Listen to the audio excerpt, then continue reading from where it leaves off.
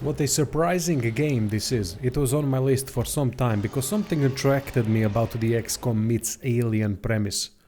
So welcome to Madman review of Aliens Dark Descent. Finished the game on hard difficulty on PC in about 30 hours. There's also New Game Plus that allows campaign customization, but it should have more options in my opinion, even though just allowing customization is a great idea for New Game Plus. For people that aren't aware of this game, it is an XCOM inspired campaign and base management, much simpler though, with real-time gameplay. Even though I adore RTS games, skill-wise it is probably my Achilles heel. Played plenty and finished campaigns on every one I tried, but it is the only gaming genre where medium difficulty is acceptable for me, you prodigal bastards.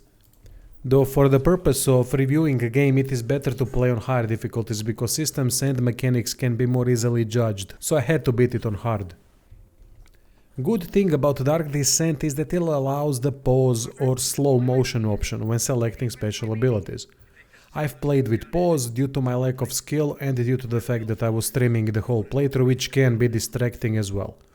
In this game a couple seconds of distraction are enough for shit to hit the fan so damn hard that nothing can save you anymore. Apologies for limited video footage, but the streams are very low quality after downloading and uploading again due to compression. So I had to start the game again on New Game Plus to get some new footage, which is why only the first mission and second mission are in the video. Let's start with the story. Solid story overall throughout the game except for the ending, which lacked proper explanation. Not gonna spoil it, but they omitted very important information during the ending part. Story and setting are both connected to the Aliens movie, meaning the second one, and it takes place after the first 3 movies.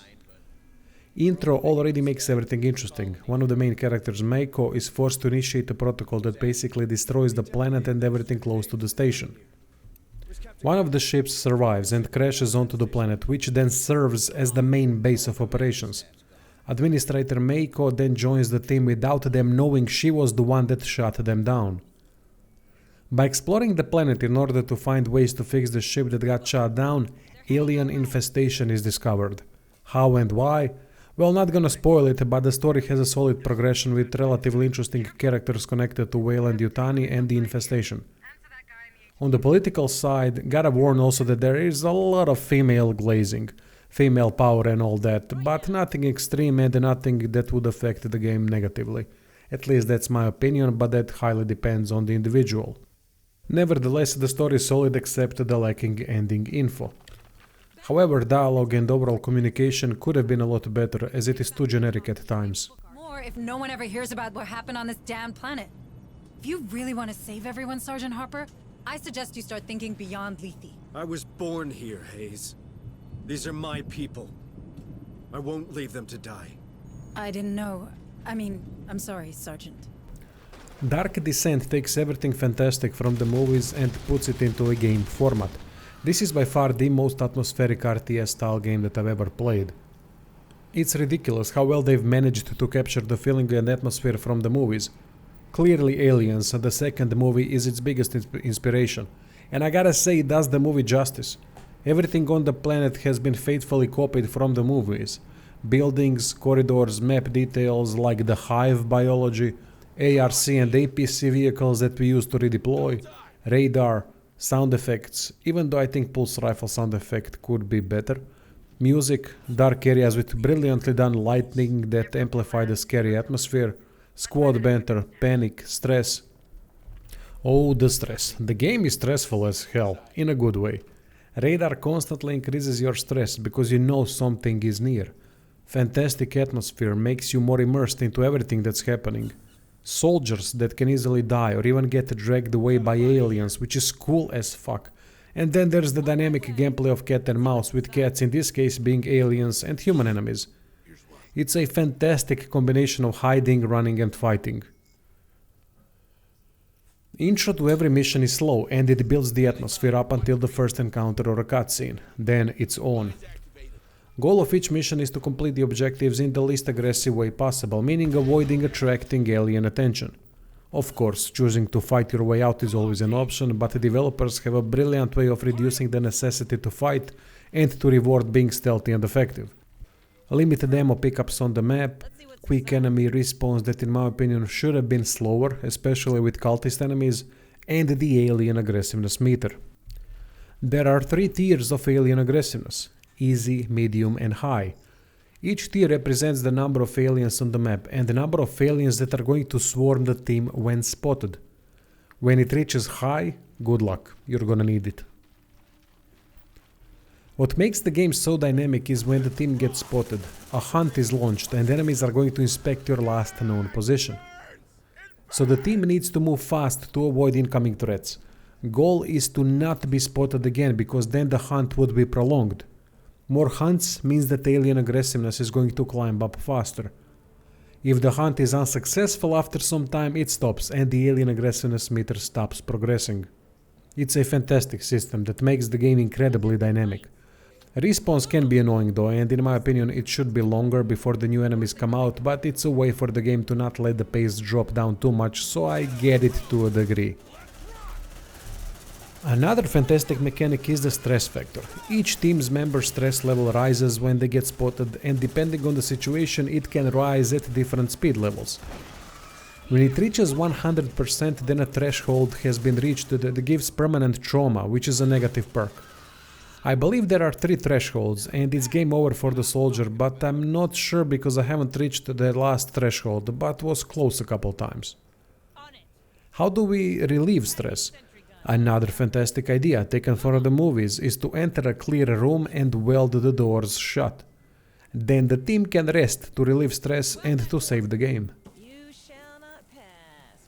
Game uses an autosave feature upon completing some of the main objectives, so to have a manual save by resting is very helpful because there are going to be sections of varied length where there won't be any saves. That makes being stealthy and careful even more important, otherwise sections are going to have to be repeated.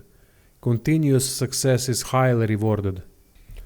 Not to mention all the resources that are going to be acquired during the mission that can be taken back to base and then taken to another mission without the need to spend supplies to craft new ones.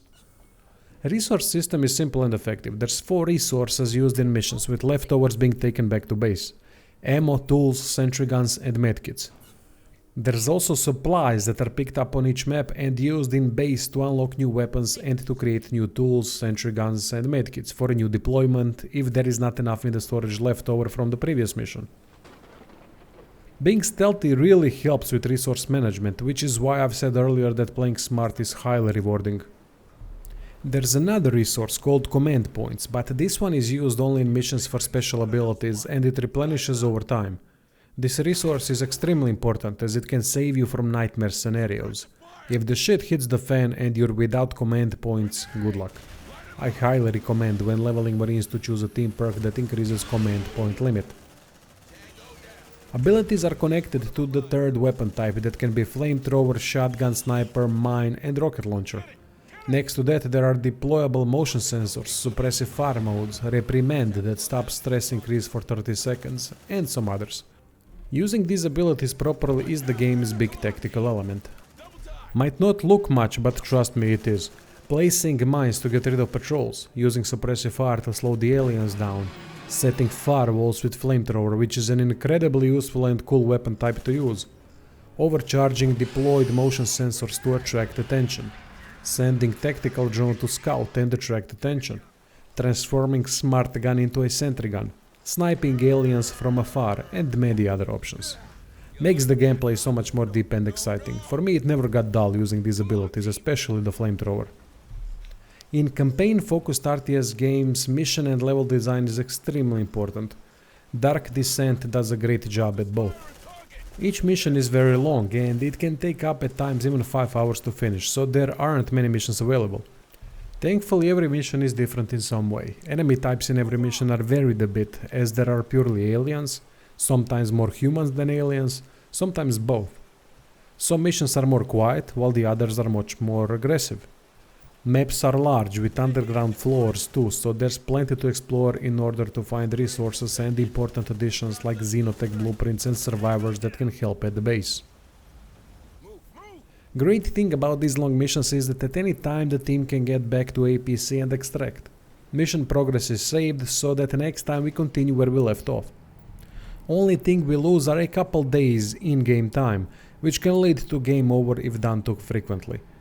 Game rewards not wasting time, because the campaign can go to game over easily. In my case, I had only about 5 days left after finally finishing the campaign. Each day there's an option to deploy, but it depends on the state of the soldiers and events at the base. Talking about base management, it's similar to XCOM but simplified.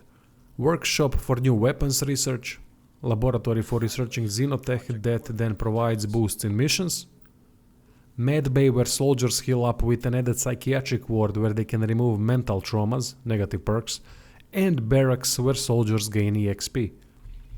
Base management is not really a big focus like in XCOM, as it's more focused on the missions themselves in Dark Descent, which is why it's basic. I don't mind that and think that works rather well, but some more depth could have been added to the laboratory, as I believe it is underutilized. Even though it's basic, the importance of which soldier to treat and for how long, which soldier to double train and for how long, are all tied to the campaign time limit and the daily deployment limit, so there is more than meets the eye since a bit of planning is necessary. Soldiers level up in the same fashion as in XCOM. First they start off as rookies and at level 3 specialization is unlocked. There are 5 classes: Sergeant, Gunner, Recon, Taker and Medic. Each class gets special passives and abilities. Sergeant can calm the team's stress increase with reprimand. Medic can reanimate dead soldiers. Taker can hack doors and it gets a tactical drone. Recon can snipe from afar. Gunner can wield a smart gun. What's interesting are the additional upgrades available, but those cost supplies. Supplies are also needed to research new weapons, so investing into a soldier that can potentially die is a high risk, but that soldier can get fantastic benefits through those additional upgrades. For example, Recon can get a silencer perk which makes his long-range deadly shots completely silent so that nearby enemies can't hear the shot. There are also team perks that can increase tools and medkit limitations in missions. Then a very valuable increase in command points. Gunner can make his smart gun function as a sentry gun. Then sentry guns can be upgraded so that it provides suppressive fire, which is really useful. There's a lot of combinations at play here with the risk of losing invested supplies.